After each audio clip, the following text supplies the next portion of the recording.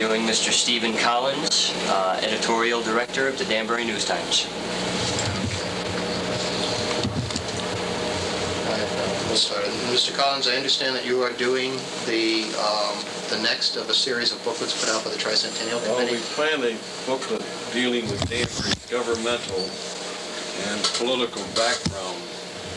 And I'm not sure exactly how soon it will come out. I plan to spend a week's vacation from Christmas to New Year's doing some research on it, but it will cover basically Danbury's development in a governmental sense and the political forces, particularly those that have been at work in the last 50 years or so. Could you tell us a little bit about yourself and what you've done here at the newspaper? You mentioned you've been here Well, I'm in a rut, a pleasant rut. I started peddling this paper in 1926 when it was the Danbury Evening News. And the following year, the Danbury Times started. I added that to my paper route and eventually had a rather large route. Started working in the mailing room in high school in 1930. Started writing for the paper in 1933. At the time, the News and the Times merged into today's present News Times. And after graduating from high school in 1934, I became a reporter, had various city site assignments until suburban and city assignments until the late 30s when I became City Hall reporter, went in the Navy early in 42. And at the end of 45, when I returned here, I became suburban editor, and in 1949, I became editor. And ran both the news end and the editorial side for the number of years, and until 1968, when after a spell of illness and with the growth of the paper, I decided that one, the job had to be split in half, and two, I wanted to get back to writing, and I concentrated on the editorial page since. Up until 1945, you did more than I've done in my whole life so far, so that's pretty impressive. Question regarding political history. Who would you say had the most to do with the beginning of Danbury, when Danbury first started off? Who had the most say politically wise?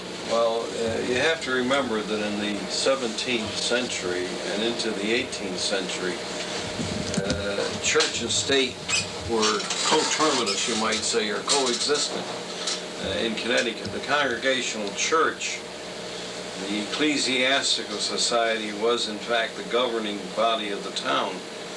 And so in the beginning, the founding families came from Norwalk. They petitioned the state legislature for recognition as a town.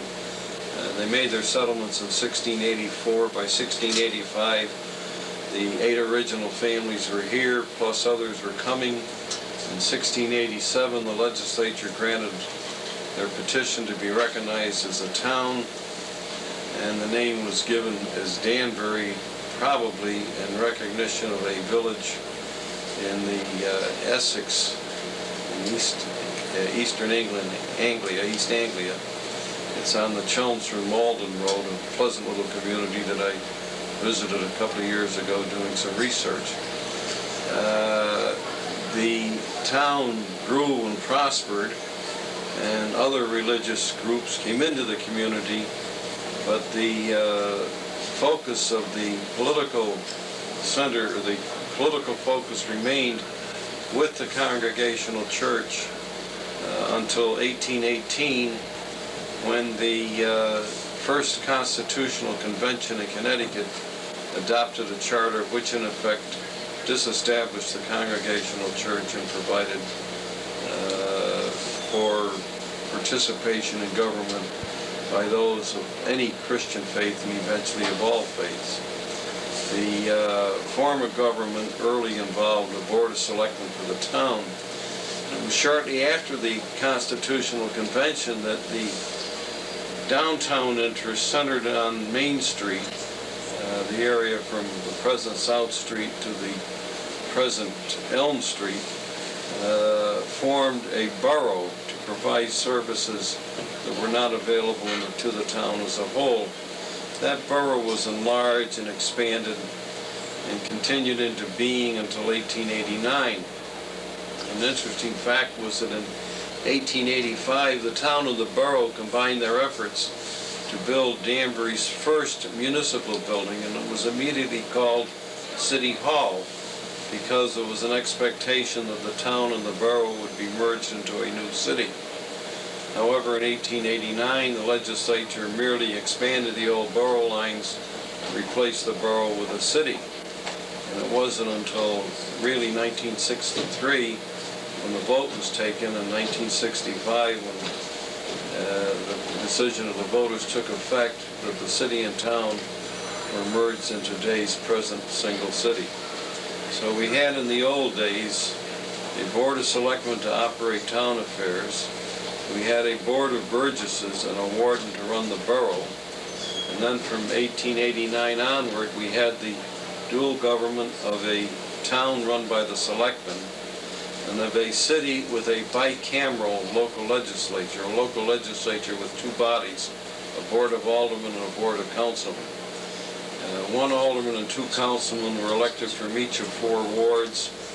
The 4 aldermen generally met on Thursday nights, the 8 councilmen generally met on Tuesday nights, and it took a vote of both bodies to make any ordinance into law. The Board of Aldermen had one power beyond that of the whole board, or the Board of Councilmen. They could approve the mayor's appointments to the police department and to some other agencies. The 2 boards together were known as the Common Council.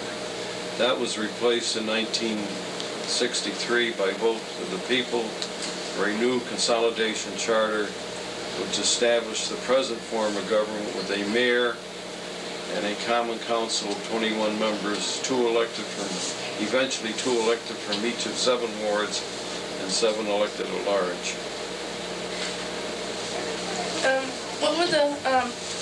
What was politics or the political groups like in Danbury's history? Well, of course, the politics in Danbury pretty much followed the national pattern. In the beginning, there were no political parties as such. The development of the political parties came early in the 19th century nationally with the Federalists and with the so-called Republicans, who are the Democrats of today. Eventually became known as the Democratic Republicans and then as Democrats. The Federalists gave way to the Whigs in the first half of the 19th century, and after some convolutions of Whigs generally became the Republican Party that we know today. In Danbury politics, the various parties were represented in local government and the men that we sent to the state legislature. Danbury from 1818 onward had 2 representatives in Connecticut House of Representatives and was part of a senatorial district with other towns in the area. It wasn't until the legislative session in 1967 that Danbury got equal representation with other communities.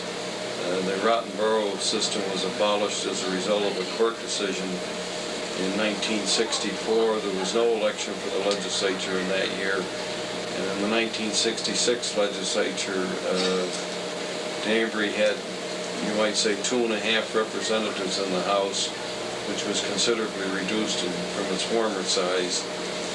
And Danbury continues to have 2 representatives entirely representing districts entirely in the city, and 1 representing a district which takes in, as of the present time, a portion of the town of New Fairfield. What ethnic groups controlled Danbury's politics? In the beginning, of course, the original element in the community was generally known as Yankees. They were white Anglo-Saxon Protestant stock for the most part. They controlled all the offices, they controlled all the businesses, and they had good reason for doing so because there were very few others in town, or an occasional Frenchman or Irishman came along, but your waves of immigration didn't begin until the 1840s. The Irish were the first significant group to come in numbers. They came as builders, first of a canal that failed or was never completed, and then of the railroad which linked us with the shoreline at Norwalk. And the Irish were followed by the Germans and other Northern Europeans, by Italians, by those from the Eastern Mediterranean, those of Arabic extraction, the Lebanese and the Syrians, then by Slavic groups in the early 19th century, and by Portuguese in considerably large numbers. And today you now have a new wave of immigration, mostly from the Southeast Asian countries, and also from South Asia. There are a number of Indians from the Asian subcontinent living in Danbury and in the immediate area. David? Individual mayors? Yeah, what mayor do you personally feel has done the most in politics and has done the best job when it comes to representing Danbury? That's a difficult question because I can't say that I remember all the mayors. In fact, the city was 27 years old by the time I was born. So there are mayors in the early period who had considerable influence on the development of the city. There are some people who never became mayor of Paso who had considerable influence. But to carry out first the theme of the various ethnic groups, all your mayors were of Yankee extraction, WASP so-called, through the first 45 or so years of Danbury's history, 47 actually. In 1927, preceding the famous Al Smith campaign in 1928, there was some religious bigotry demonstrated in Danbury when the Republicans nominated the first Catholic for mayor. He was defeated. His name was John C. Serre, S-E-R-R-E. He came from a family of French and Yankee extraction, Yankee-Irish extraction. He later served as first selectman of the town. In 1937, after the death of the newly elected mayor the weekend before his inauguration, Martin J. Cunningham, a Democrat, was elected and became the first Catholic mayor in Danbury. Since then, reflecting to some degree the religious makeup of the community, there has been a preponderance of Catholic mayors. It makes little difference as to whether they came from the Republican or Democratic Party. For a number of years, the Republicans controlled City Hall and also the Board of Selectmen. The Democrats were occasional winners. The Democrat who made the biggest splashes, you might say, in the early years of the city's history was Anthony Sunderland, a member of a rather distinguished family. And he was elected mayor in 1915, and 1917, and 1919. He was the winner again in 1927 against John Serre, re-elected in 1929. He would not accept renomination in 1931 because he had been offered and took the position of State Police Commissioner under Governor Wilbur Cross. Martin Cunningham served 2 terms as mayor and was succeeded by William J. Hannan, H-A-N-N-A-N, another Democrat from an Irish Catholic background who was elected, the only mayor elected to 5 consecutive terms. He got into something of a dispute with members of his party who were in the council and resigned before his term expired, and Arthur J. Finkel, the chairman of the Board of Aldermen, president of the Board of Aldermen, took over as mayor for the remaining months of the term. The Democratic split was reflected in the fact that for the first time since 1935, a Republican, John P. Previdi, was elected mayor in 1951. I regard him as Danbury's first modern mayor. It was in the immediate post-war period. The city was straining beyond its bounds. The city itself was an area of about 4.5 square miles, self-governing within the town of Danbury, which covered some 45 square miles. The city had its police department, fire department, water and sewer departments. The town had none of these.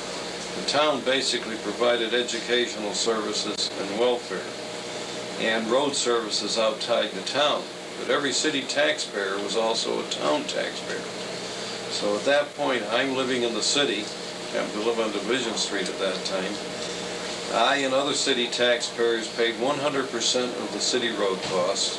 We also paid 50% of the town road costs. Most of the traffic was being generated by the townspeople coming into the city to work and shop and so forth. So that we had a very unfair division of the burden of local taxation. And the town had no police department. It relied on state police patrols, which were quite occasional.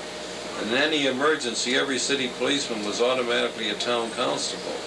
So the police from the city would go into the town area when the need arose. The town contributed to the salaries of 2 firemen, and for that they had the service of at least 1 fire truck anytime there was a fire in the town. And many times they'd send the entire department to a major fire in the town, although the contract with the city required only 1 truck. And again, the city taxpayers were paying half the cost of those 2 salaries.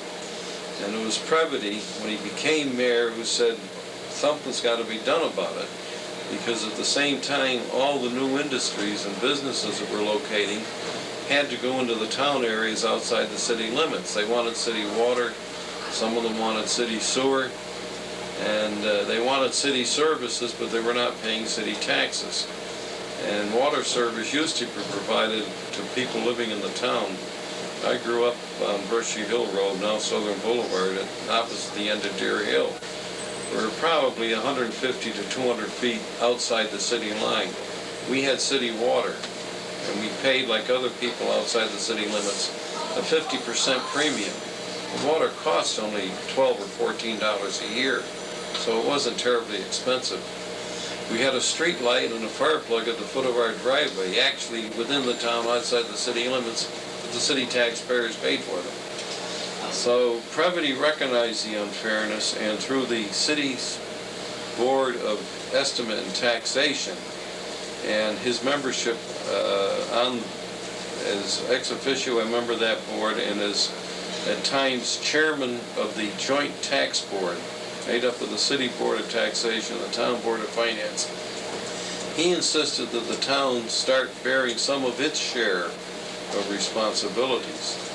One thing he insisted on was that the town undertake revaluation of property. In spite of state law requiring revaluation every year, it had not been done since 1933.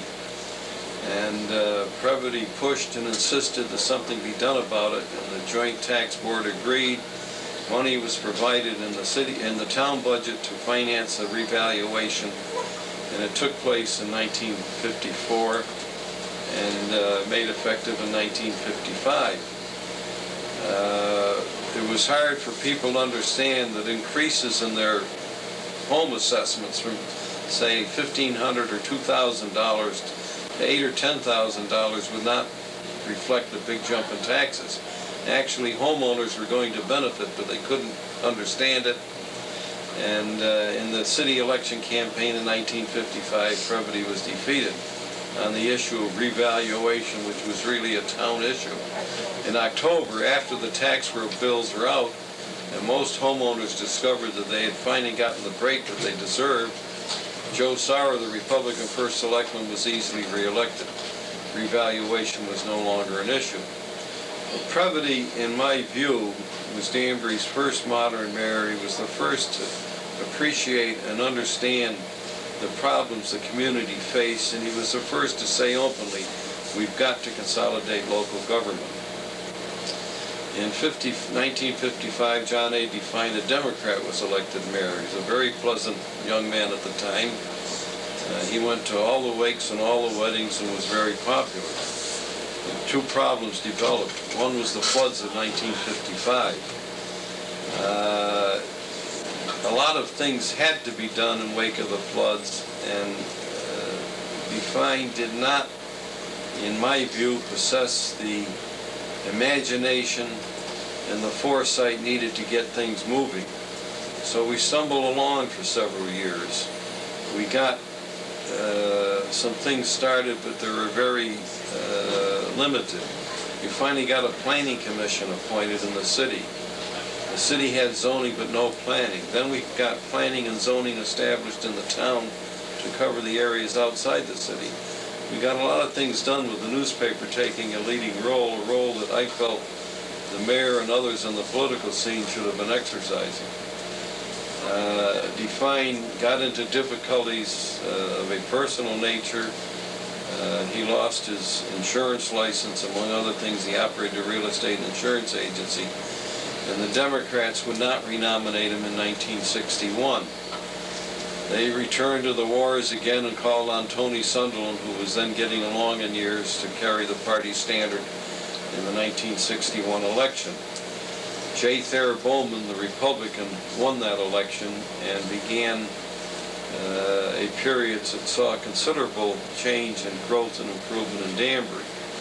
Thayer Bowman, like Mayor Previdi before him, realized that consolidation had to be brought about. And he was aided by the fact that people were getting a little bit tired of what had become a political game in town. The Democrats normally controlled the city government, except for those 4 years Previdi was in, and had controlled it from 1937.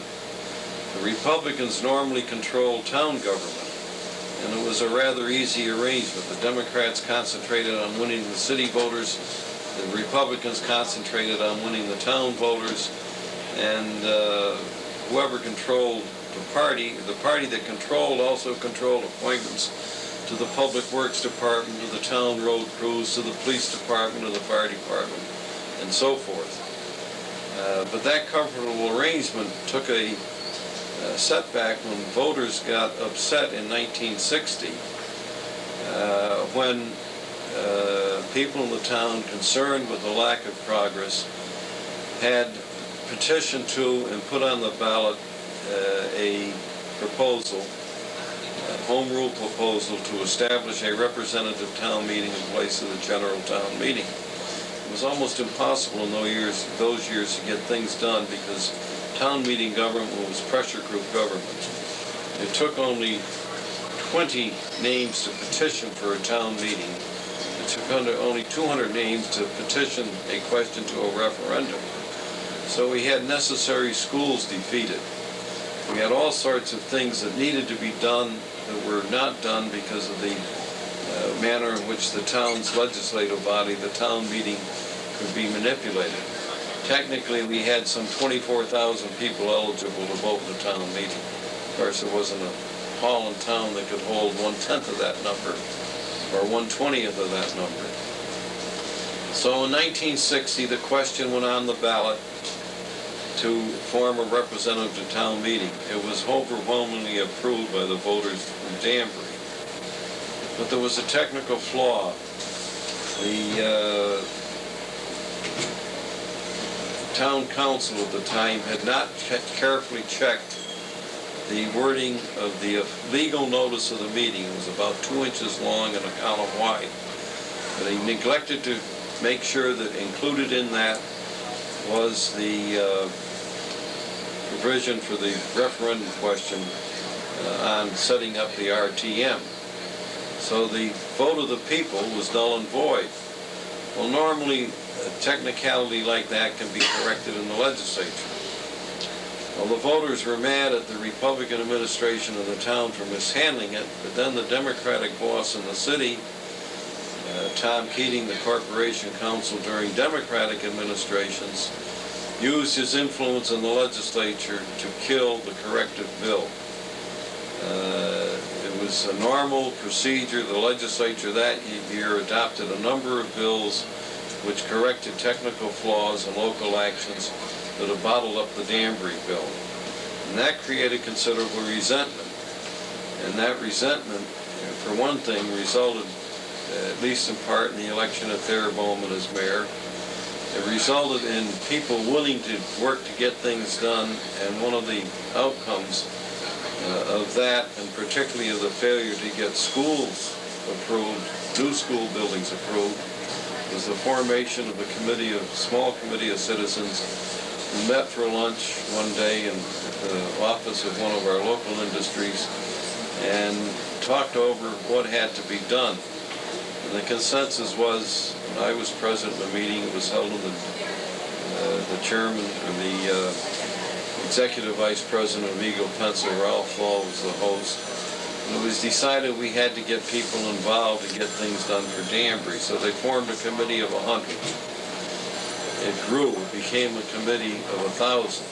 It grew to several thousand members, I believe about 2,700. But the name was retained as Committee of 1,000. And that group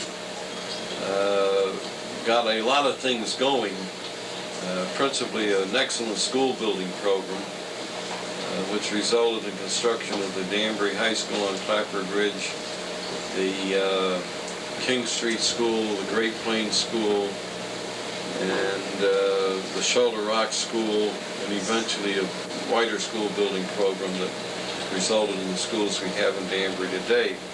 But it also got people concerned and interested in local government.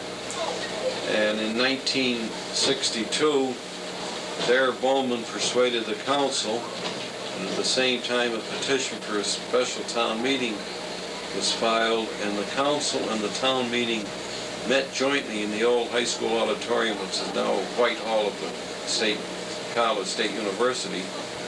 And there they jointly appointed a consolidation commission. The commission worked within the limits of state law and produced what was known as a consolidation ordinance. The town had no charter, so they had to base their changes on the city charter of 1889.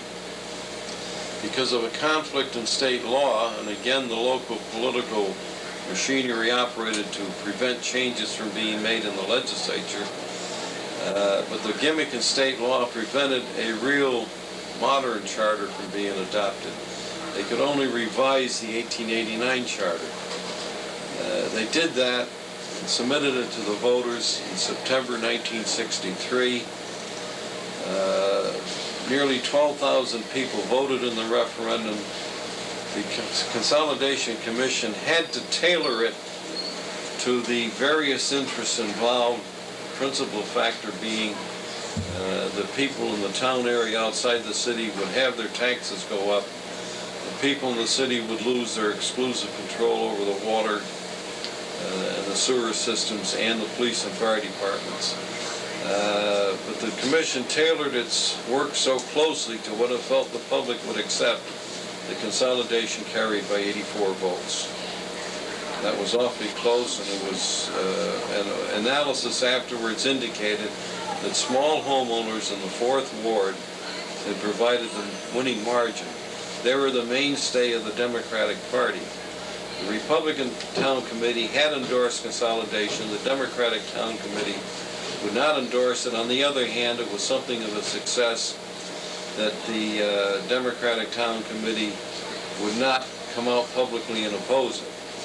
Individual members of the committee felt it had to be brought about. The Consolidation Commission was made up of Democrats and Republicans, and one result of the 1963 vote taking full effect January 1, 1965, was that Thayer Bowman was elected to a 3rd term as the first mayor of the consolidated city. I give him every credit for having done so much to bring that about. However, there seemed to be a letdown in his final 2 years in office, and Gino J. Arconti, a Democrat, was elected mayor in March of 1967.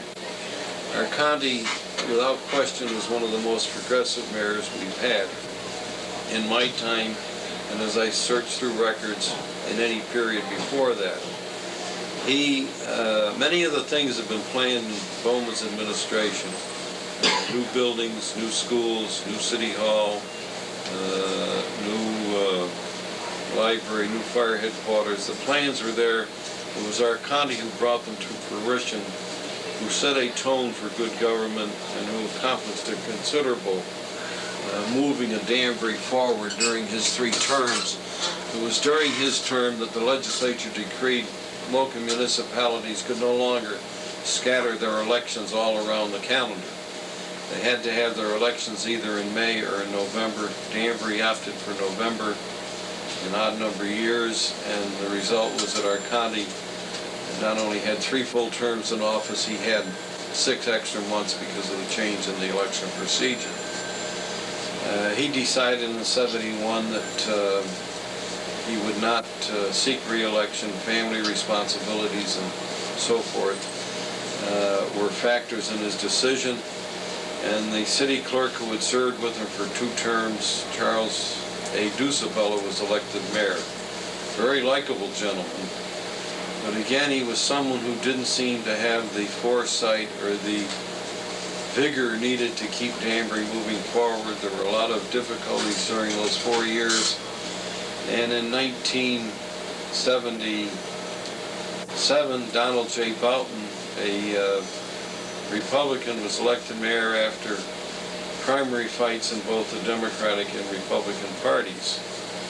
He had a number of ideas, but his personality seemed to be such that he was more in conflict than most of the mayors in my experience.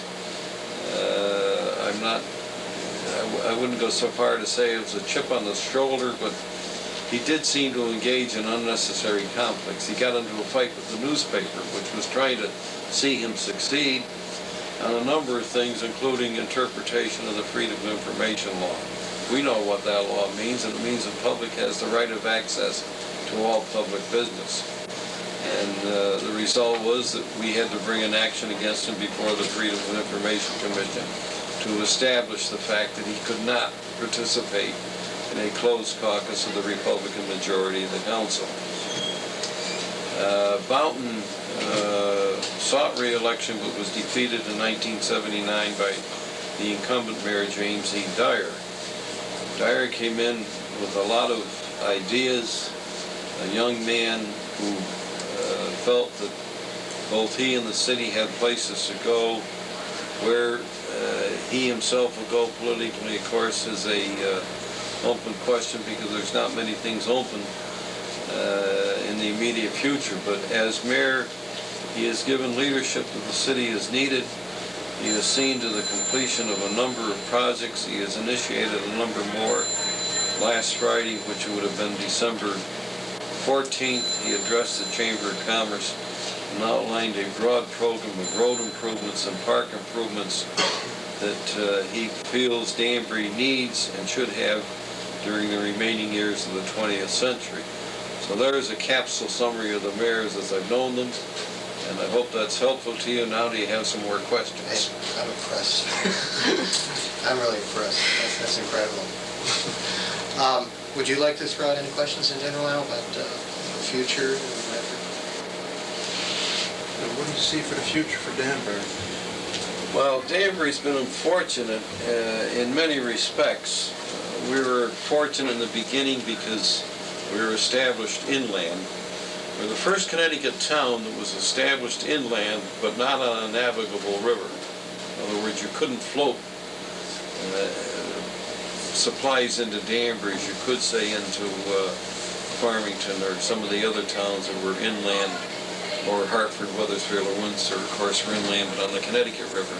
So we were the first inland town, and we were set up as sort of a buffer to the Norwalk and the towns in southern, what is now southern Fairfield County.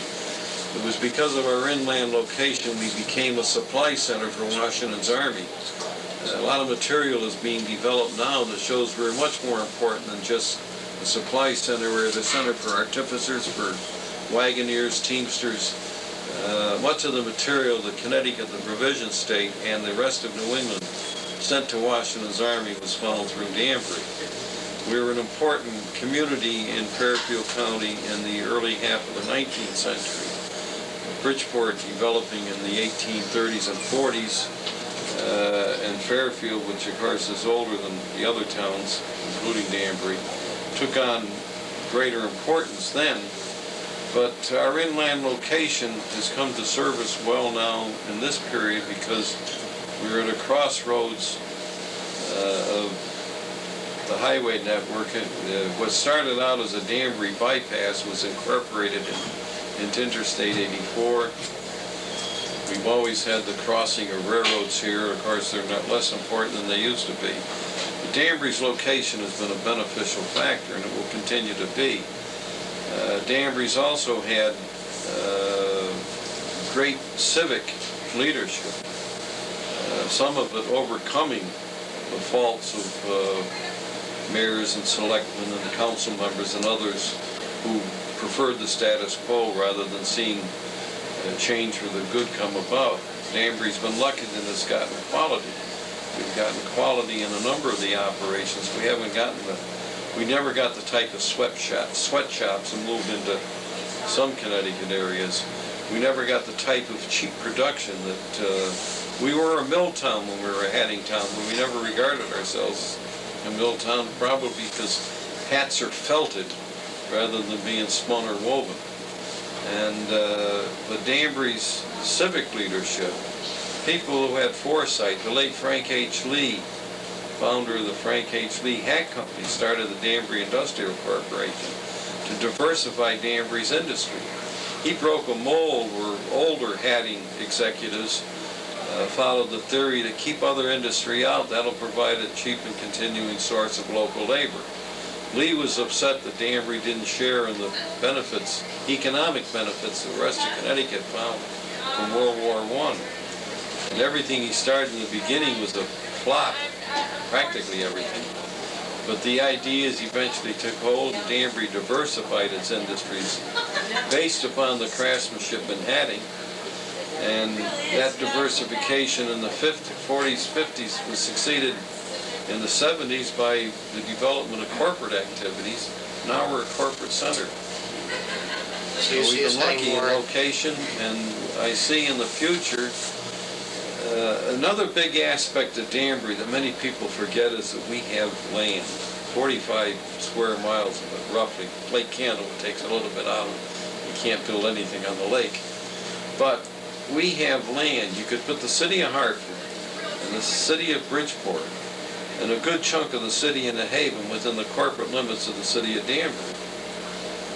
And that land eventually is going to go to what real estate people call the highest and best use. There's this discussion now what to do with the parks property. Eventually something's going to be developed there. Not on the ridge tops, but someplace something's going to happen. Either if the city doesn't have it, somebody else is going to have it. Eventually the pressure will be to develop something on that property. I know it. I grew up next to it. Our family property jogs into it, and I know that property quite well. Eventually, someday, something's going to happen with that currently vacant land. And that's going to be true of other areas. One thing that Union Carbide did when they came to Danbury is they bought for themselves, with more than 675 acres of land, which is more than a square mile, they bought insulation and isolation for themselves. They also bought a lot of open space that the city taxpayers didn't have to spend a nickel for. They may develop some of it later on, but much of that's going to remain in open space. There are other areas that, because of the ridges and the rocky outcroppings and so forth, will never be developed. But what land that you have in Danbury that is usable, it is desirable for future use, for residential purposes, for commercial purposes to some degree, although the mall at the fairgrounds is probably going to put an end to strip development along highways such as Federal Road and Newtown Road. And there will still be some industrial and corporate development because there's land here that can be used. And that development will be encouraged also to some degree by the growth of the area. It's a synergistic effect. We grow, then the towns around us grow. They grow, they need a better shopping area. That's what made them. I predicted in 1970 there'd be a regional mall in this area someday, and probably it would be at the fairgrounds. It didn't take anything very bright or smarts or anything to see that, because you could see that regional malls were the coming thing in the commercial world. The strip malls, the open entrance malls were passé. The enclosed shopping malls were the coming thing. You only had to take a ride, get off the highway at 128 in Massachusetts on the way up to Maine, stop at the Burlington Mall and see that that was the coming thing. And the fairgrounds was the logical area, because as land values went up, it became very certain that the fair was going to be too cheap an operation, you might say, too small in its production of revenue to warrant continued use of that site.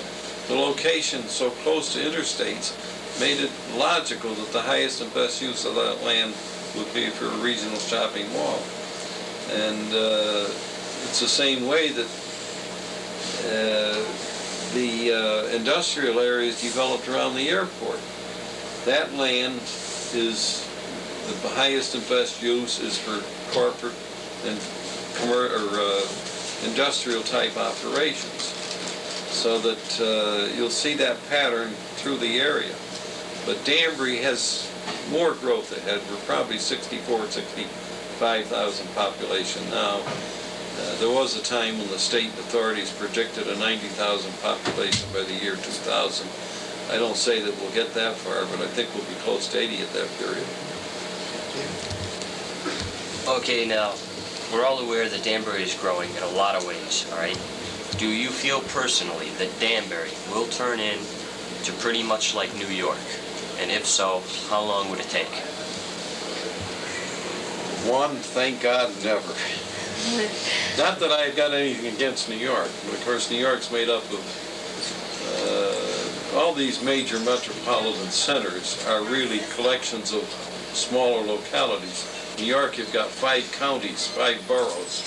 Staten Island and Manhattan are much different. Chicago's a collection of villages built along streetcar tracks. I wrote to my wife-to-be when I first got out there in the Navy and went to Navy Radio and Signal School at the University of Chicago. So each metropolitan area is different, but they're similar, and they're in many ways in their downtowns. Danbury, the thing I warn about in editorials is don't let Danbury become another Stanford. I've got nothing against Stanford, but I don't want to see high-rises scattered all over the downtown area.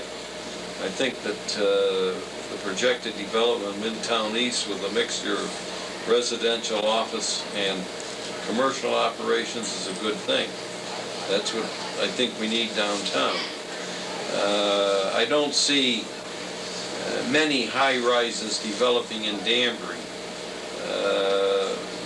There's a number of reasons for that I don't see that, but a principal one being that high-rises require tremendous sewer and water capacity. We're improving both, but we're never going to come to the point, in my view, where we're going to put in a massive sewer plant to service high-rise offices or apartment living. There'll be scattered units, high-rise, but there won't be this concentration you'll find in Manhattan, in Stanford, let alone anything that you see in Manhattan. So you can't take care of what's going up unless you can take care of what's going to go down, too. That's correct. That's a good way to phrase it. Bridget?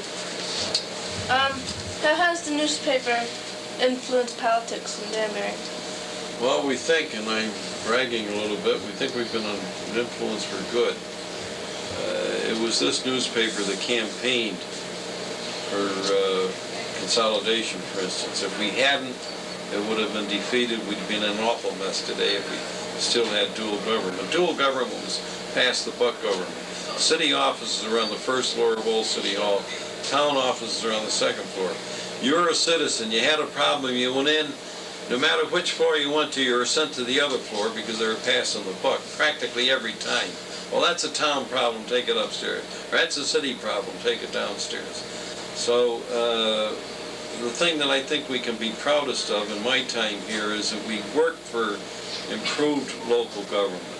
We worked for better schools. We campaigned along with the Committee of 1,000 and got voters to approve needed schools.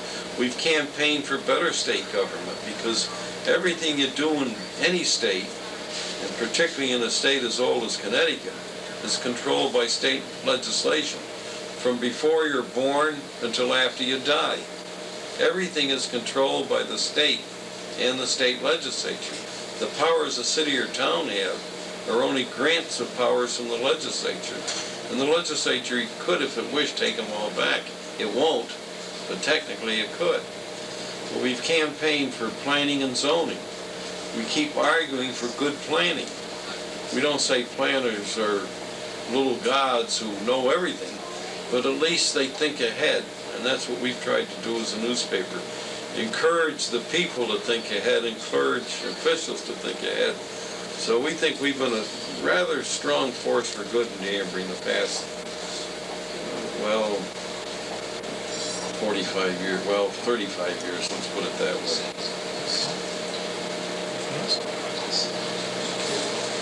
Okay, Mr. Collins, I really want to thank you. That was really, I learned a lot today. Appreciate you giving us your time. Okay, glad to help. I think we'll do that. Why don't everybody go ahead and introduce each other, all right? I'm Dennis Silva. I'm Kevin Costigan. We had Superman School by the name, didn't we, Silva? Huh? Yeah, we had Superman School by that. Yeah. My name is Diane. Hmm? My name is Diane. Diane's a nice name. Thank My name is Donald. Donald? Mm-hmm. They all got good names. you. Okay. And Bridget. Bridget. You a sweet Irish girl? Yes. Yes, she is. Bridget, that's an old Irish name. And the little fella? I'm Tom Powers. Where do I? Powers. Alice? P-A-L-S-E. You never fella? Yep. I've seen you around someplace. Yeah, Jeff Flanagan. Oh, yeah, before. Yeah. Okay, and Dennis is going to do our introduction. Go ahead. This is the Alternative Center for Education, interviewing former Mayor John Previdi. Okay, and Dennis, would you like to start? First question? When were you mayor of Danbury? 1931, I believe it was. Should be in here. Pretty sure it was 1931. It's in here. I don't know. That's all I told him. 1951. Mayor. 16 years. We elected mayor. Through the first GOP mayor. Re-elected 35 years. Presently, State Central Committee. That's 1962. Correctional Director, Bridgeport and Danbury Jail, sorry to say. High Sheriff of Fairfield County since 1962. For the past 4 years, President of the Connecticut Sheriff's Association. Member for 14 years, Danbury Board of Education. More than that. Chairman of Transportation and School Building Committees. And various fundraising drives for worthy causes. Affiliations and Elks Club, Knights of Columbus, Volunteer Fireman, Independent Hold number 4, former Danbury Director, former Director of Weekly Country Club and Danbury Club Director, and charter member of the Danbury Bank and Trust Company, sports active golfer, enthusiastic sports fan. I was very enthusiastic golfer, but I was knocked out of an airplane, and I only have one. I can't raise this shoulder anymore. Yeah, I have to play with one hand, so I just hold my left hand, and play and kind of practice that because I like exercise. Yeah. And I have at my plate, believe it or not, I have 26 acres of hell up there, so kind of part of the expression. You always have something to do. Yeah. Always, and I'm not sorry about it. I'm enjoying it. At times I get a little, angry with me, just for a short time. I see a big fella like him, I don't say nothing. Okay, well, let's work our way around, all right? Let's see. Right. Diane, you want to go first? Nice and loud. How did you get started in I forgot to politics? put one thing down here, president of the Lead Hat Company. Oh, we got to talk to you about that. You want to make me think of it? The hat. Sure. Right. I was president of the hat company. Okay, all right, we'll jot that down because we do want to talk about that. Okay, Diane, want to ask your question again? How did you get started in politics? How did it started? In politics. It's quite a long story. I wasn't enlisted in any party, none whatsoever. And the time came when they asked me to run, and I told them no, I wasn't interested. I had enough business, enough things to do at home, and my printing plant. I had a printing plant, for many years. That same plant did last year $30 million worth of business. My nephew doing a wonderful job. And that's where I started off. And I worked there. I think it was $12 a week. And it was 7 in the morning until 4 in the afternoon. Away, old Danbury. I think it's on, where the clock is. We were in there. And they tell a story about me. Steve Collins does. I used to go up the 3rd floor. When it was much on the 2nd floor, I was captain's aide. And I used to ride a bicycle down the stairs. All the stairs. He tells everybody how I rode the bicycle 3 stories. Went right through the door. In the front that time, they had a horse in front there, where they come and drank the water. And I went over the top of that. Sounds like something Dennis would do. Right over the top. Yeah. I was a heller sometimes. And then as far as getting into politics goes? Well, they asked me to run because I was an Italian. Well, I'm a mongrel Italian. That's what my father said. I was a mongrel, and they asked me up North Street School and fill out a mongrel. I put mongrel on it. Did being an Italian help? Miss Funnel was a teacher, and I'll remember to this day. She laughed and laughed and laughed. Then it was Miss Ryan who was there a long time up there. And I used to try to ring the bell, but I was too small. But my brother Cecil, who is still alive, he's about 92 now, traveled all over the world, all over the world. And he knew that place, and I wanted the bell. So they promised me the bell when they took it down, and I'm going to ring it. And when I got it, my brother got on the rope and it went up. They had a hell of a time getting me down. I had to hold on to the rope to get down. It wasn't easy, but they got me down. But I wasn't anxious to rope that rope anymore after that. That sounds like something Donald would do. Well, I tell you about that. They came to me because I was of Italian respect. And I told them, I said, you've got a lot of Italians. You've got a rope top rope. I thought around this place on White Street. I just had the name on the tip of my tongue. I know who's in there now. He had sports goods and all that sort of Volcano. That was his name. And he turned it down. Everybody turned it down. So then they pleaded with me. It was so wild because I was a newspaper man and so forth and so on. So I listened to them, and I'm not sorry. I did what they asked me to do, and we had no trouble. We got along fine. We had a little trouble. We took out here and there. We got down man to man at that time. Sometimes a woman or two. And it goes the whole thing like we're doing right now. Did being Italian really help in terms of running for mayor? Do you think it helped? I don't know. I don't think so. Did people vote along ethnic lines at that time? Like Italians for Well, Italians? you see, I was really not in either party. See, and my father always told me, we don't get in either party, Democrat or Republican. You're in business and you do your business and run the printing plant. Let somebody else run the city of Danbury. And so, but they finally, I weakened and said that I would run, which I did for a while, so a number of times, but they kept me in there. But at that time, we had Joe Sauer upstairs. There was a wonderful man, wonderful man. We had some very nice milk boys. we've had some wonderful people on city, helping the city of Danbury, and they did a good job. They never wanted a nickel at that time or anything else.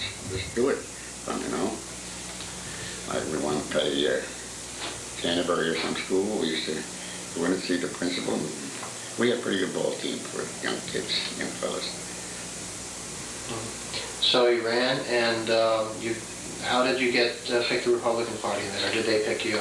They picked me. They picked me. I tried to keep out of it, but I couldn't. Right. I said yes. I finally said yes, and I stayed in for, I think it was 2 terms or something. Bridget? Good. You were a member of the Board of Education for 14 years. Why was education so important to you? Well, they asked me to get on the committee. My sister Margaret, you probably know, we went to school there. They had to make me a preamble of Previdi. If you didn't do your work, you learned the preamble so many times. And she's still alive. And took it. It's my sister Margaret. Did you ever have her in school? Margaret Previdi. No. No. Well, she's still around, still active. What were some of the things that when you were on the Board of Education for 14 years, what were some of the major things that you did on the Board of Ed? Well, we chased them off the Board of Education, and I was very strict on people, women and their husbands coming down squawking, and it felt rough with me. And I told them why. So they were mad, and I didn't weaken on the thing, and I told them why. And the reason was, you brought them in there, and everybody, well, it was over religion, which I'm a B on that. Yeah, religion was an issue for the Board of Education? It never was with me. Yeah. There what your religion was, what your color was, a damn thing. Yeah. I was very strict and still am on it. That's my policy. And I would say something about the rest of you, they put men on the Board of Education. I would talk to them and see if they come on. They did, we got good men on there. And then we tell the girls and the men why we didn't do it. And they were very, very fair about it. Very good. And Joe Sauer, you couldn't get mad at Joe Sauer. He had nice middle voice. You know, those fellows are very nice people. And they were thinking of Danbury in their heart, too. What was the religion issue? I mean, what were they concerned about, do you remember? Well, it was the Irish and the Italians, so to speak, at the time. There was a lot of Irish down the Fourth Ward, and they were all Democrats. And if you were a Republican, you were committing sin. Oh. That was a terrible thing. They didn't chase me. As long as they got me in there, I said, all right, you asked me and begged me in there, so to speak. So I'm not going to change at all, which I never did. And as a matter of fact, they got in line. Especially the Fourth Ward, you probably know the Fourth Ward. One time you had to be Irish and live in the Fourth Ward. Yeah, I was in the Fifth Ward. Huh? I was over in the Fifth Ward. Fifth? Yeah. Southern Boulevard, Lincoln Avenue. Oh, you weren't a rich place to live in, huh? Right. Tom? What were some of the major accomplishments in education? In education, we got some good people up there. You know, we had Sweet and those fellows that had the office then at the on West Street, you know, next to where the Danbury Club is now. You know what I mean? White Street. Well, now they're on White Street. Right. Yeah. We had people that they had paid attention to them. Because money was a big thing in those days. You understand money. But we had some people that call them carpetbaggers. And two of them were very brilliant fellows. If they paid attention to them, you wouldn't have what you got on Main Street now. And I'm going to tell you something. I think that'll close me off a little bit. I was called the Nightmare of Danbury. You ever heard that? The Nightmare of Danbury. Because in the business, if I went in there at 8 o'clock in the morning, which I did, they come knocking on the windows and doing that. Couldn't get anywhere, so we used to work nights, and we had a fellow there that took care of all, for the other, were all lawyers. You know, coming in and having their papers ready for them, so they didn't delay people and so forth. And get away from what I was going to say to you. Well, why you were called the Nightmare of Danbury? Well, I call myself that. Uh, Hey, and Bobby here, got the kid the other day, and we, hello there, you still at Wilson? Yeah, the foot doctor now? He still remembers that. He called me Nightmare of Danbury. And that stayed with me, but that's more or less a joke, really. But we, as a get back, we had some very nice people, you know, very nice.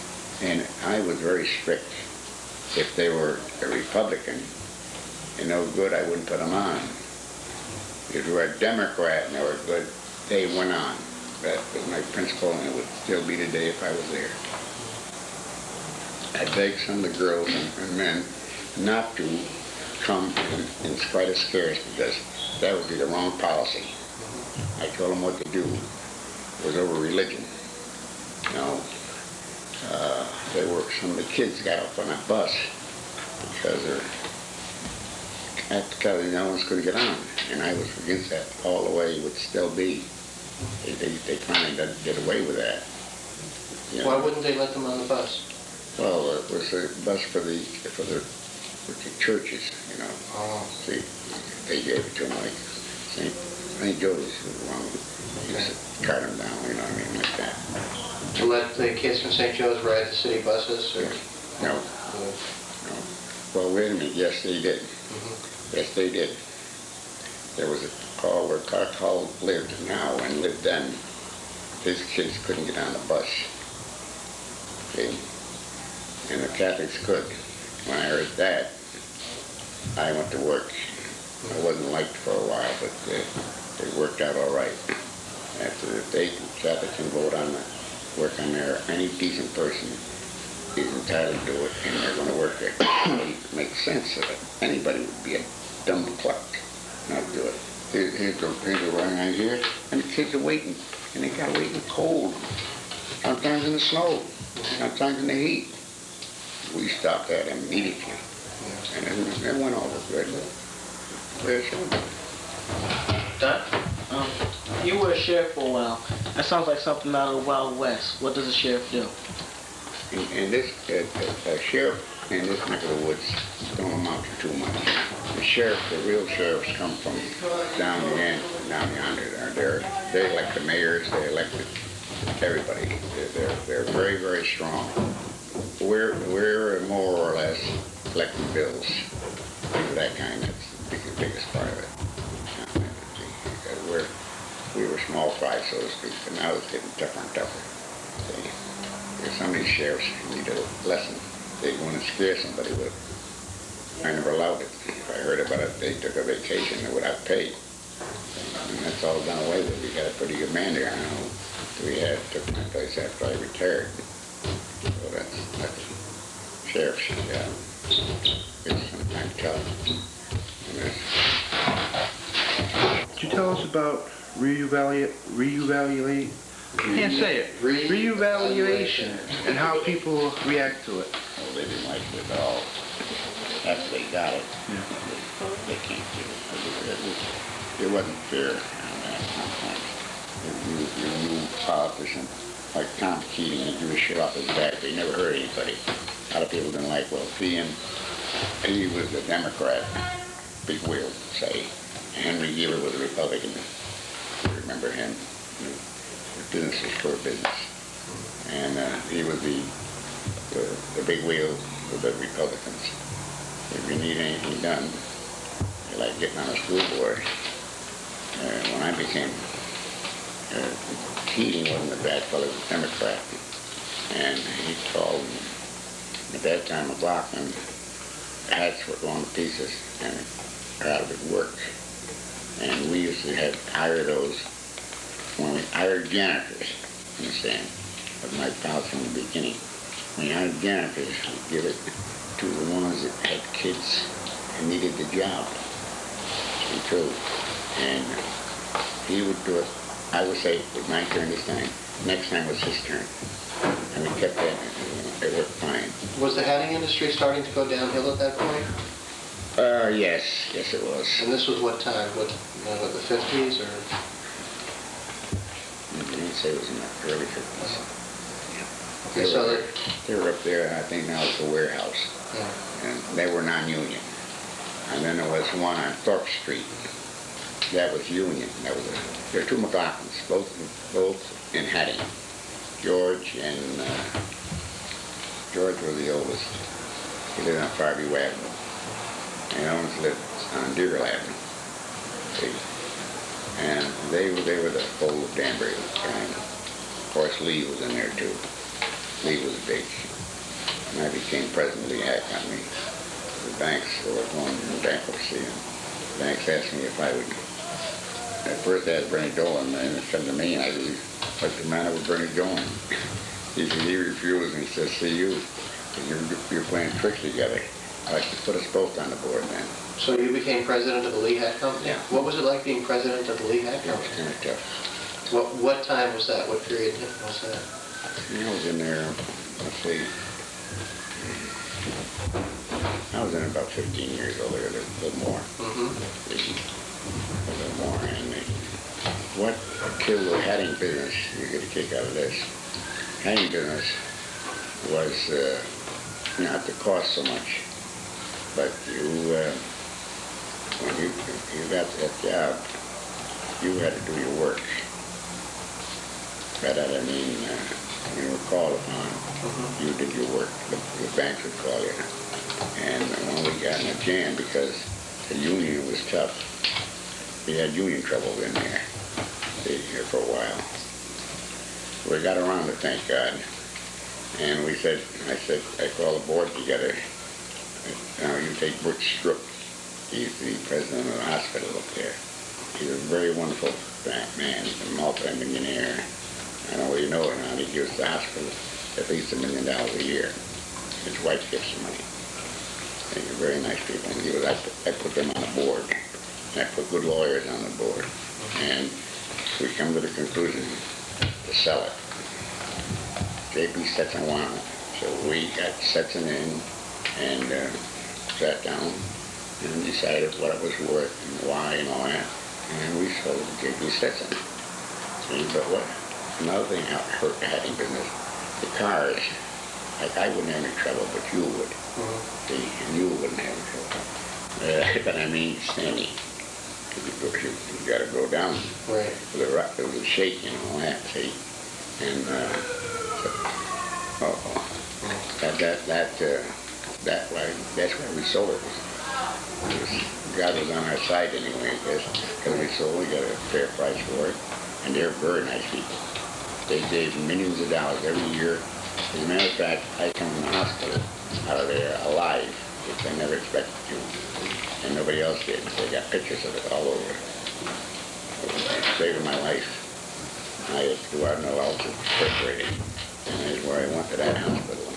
And they have doctors are out of this world. And Stetson, very wealthy people, and they never let anybody go hungry down there. They were nice people. I was lucky. So you sold the Lee Hat Company to Stetson Company at that We point? called the League and then I told them, only one objected. But I saw her up at Ridgey's Country Club. First time I got a kiss from her instead of a kick.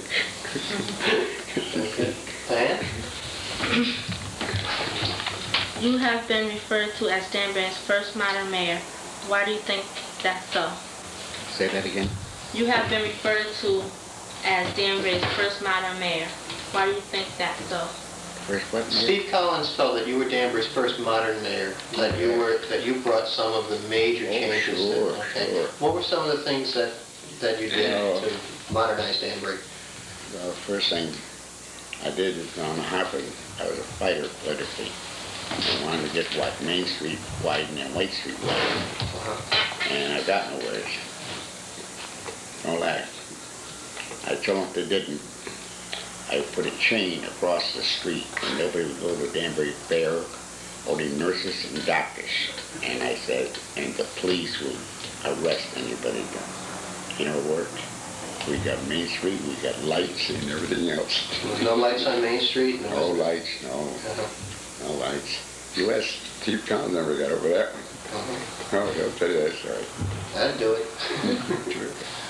Sure.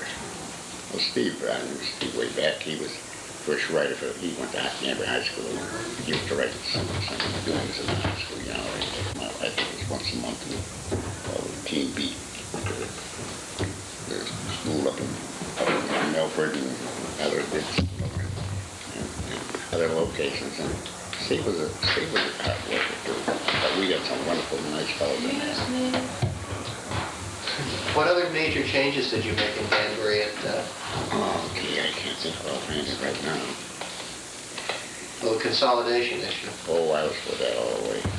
Some people claim that the consolidation issue cost you the election. It did. What happened I there? stuck it. Because it wasn't fair. See, the local people were getting away with murder and other people were paying the same price, which was not right on taxes. See, so I got in trouble there. But when I knew I was right, I could be stubborn. Okay, maybe if you could explain why was there a need for consolidation? What was it that made you create it?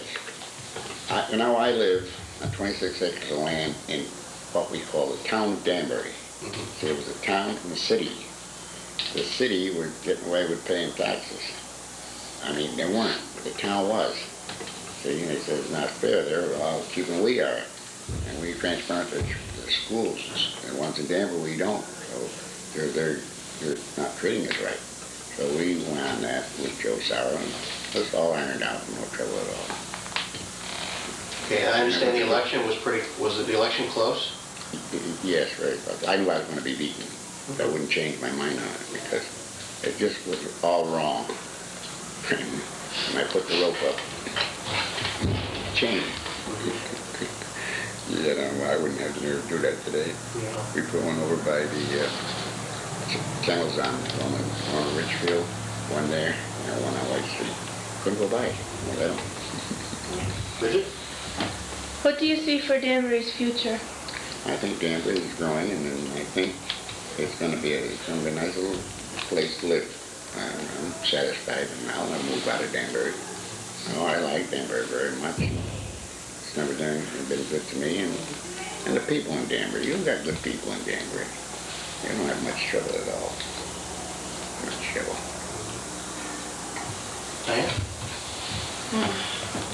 Could you tell us about life in Danbury when you were a young boy? How has it changed? What was that again?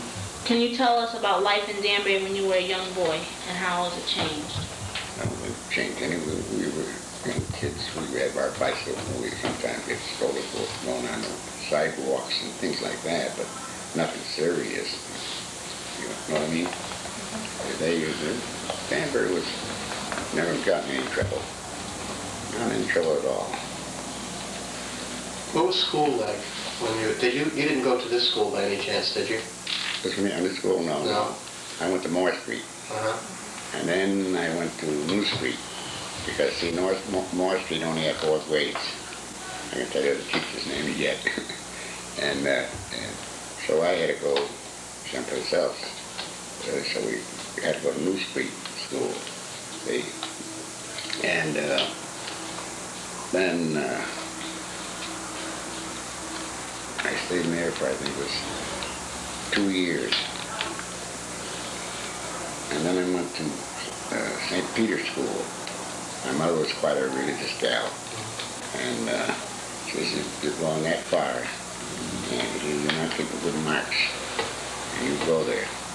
But I thought these nuns that had these straps, that was what you got across your butt, you know.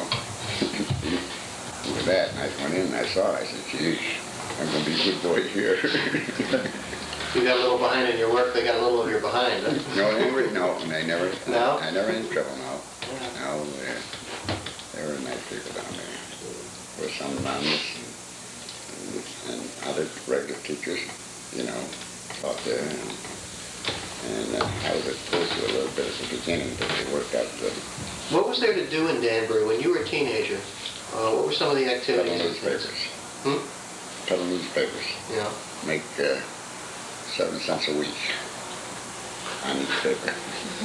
My goodness. They wouldn't even buy you a newspaper today. There's a lot of people feel that way, you know that? Yeah. What sort of things did the kids do? Did they get together and do things? Were there Well, activities in town? most of them were paper boys, Uh-huh. you know. And like I had, my brother went into service, and he was older than I. So he turned it, belonged to the Army on West Street.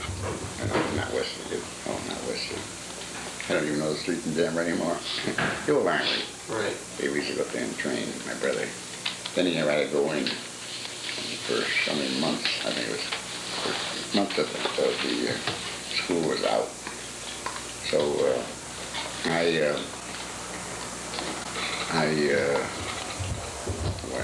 went up there and practiced shoot. At the end, shooting. Mm-hmm. At the very, very end. I was only for police, you know, because some of them were kind of too quick with that gun. And I'm opposed to it. I don't think anybody should have a gun unless he's got damn good reasons.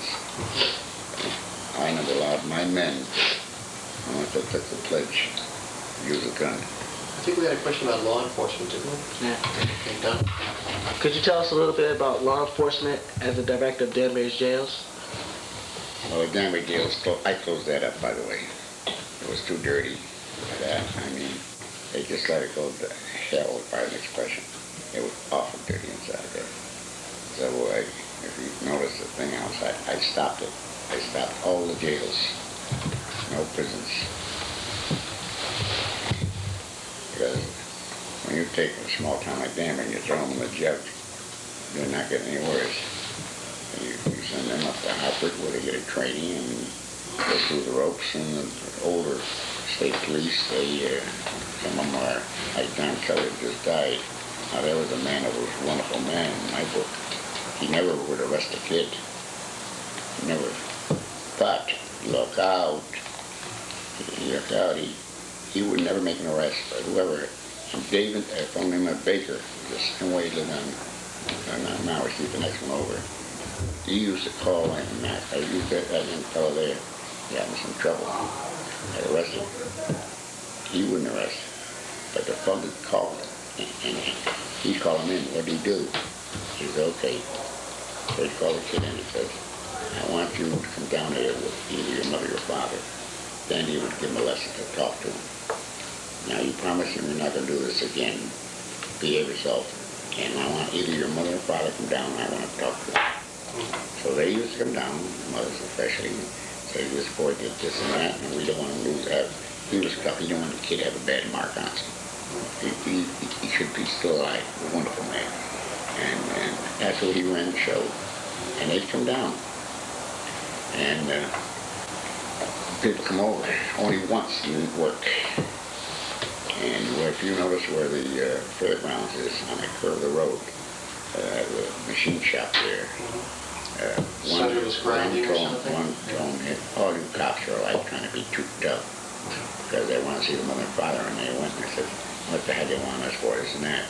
So they told him, well, you take the bicycle away from the kid and put it in the garage, and you'll teach him. And he told him, well, I don't think I can do that. 1 week later, the 2 people were dead. Elderly people. Then they went back crying. You know, we made a mistake, this and that. It was their own blood. What was it like in the jail, in the old jail? That's now Baker. the one that they just rebuilt, you know? I mean, when they're actually prisoners there, what was their life like? Well, they had to take care of it. I'd go down once a week, something like that. But that was Godfrey was one of them. Bowman, another. Well, was that just a lockup, or were there any activities there, or? It was more of a lockup at the end. We couldn't.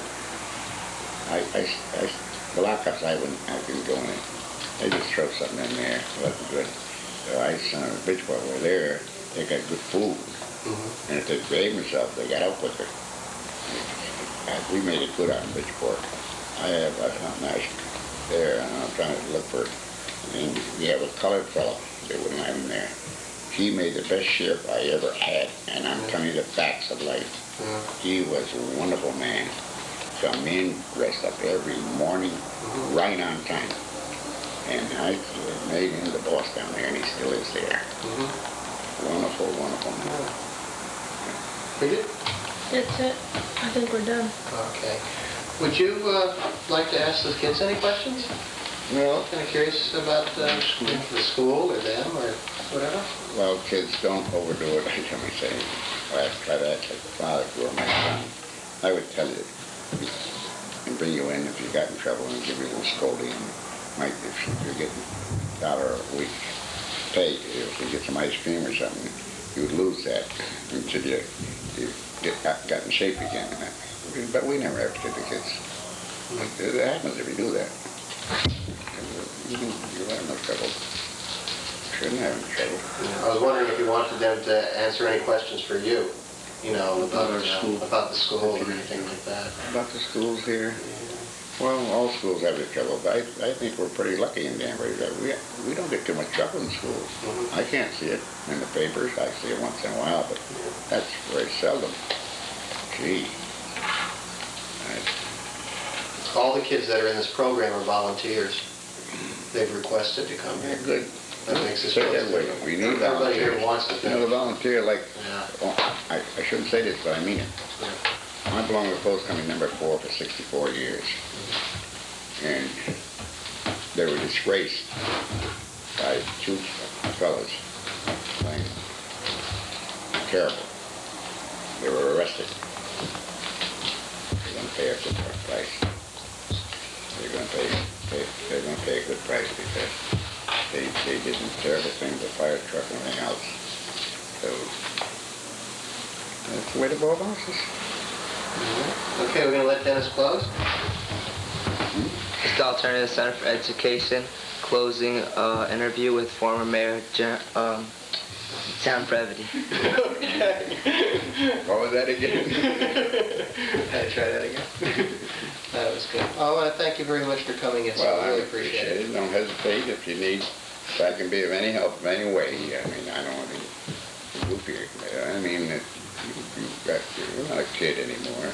And some of these other ones aren't. And when you get in that position, I'd be glad to have you come to me.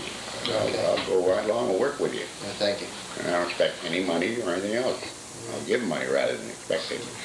No, I'm for Danbury all the way. Right. I was born in Bethel, but Danbury's where I live. Right. Do you know Joe Pepin? Oh, very well. Yeah? He talks a lot, but he's all right. He's our boss. I'd really like to, I know he'd like to see you before you go, so I was wondering, Tommy, would you Yeah. take him down and introduce him to Joe? And, Pepin?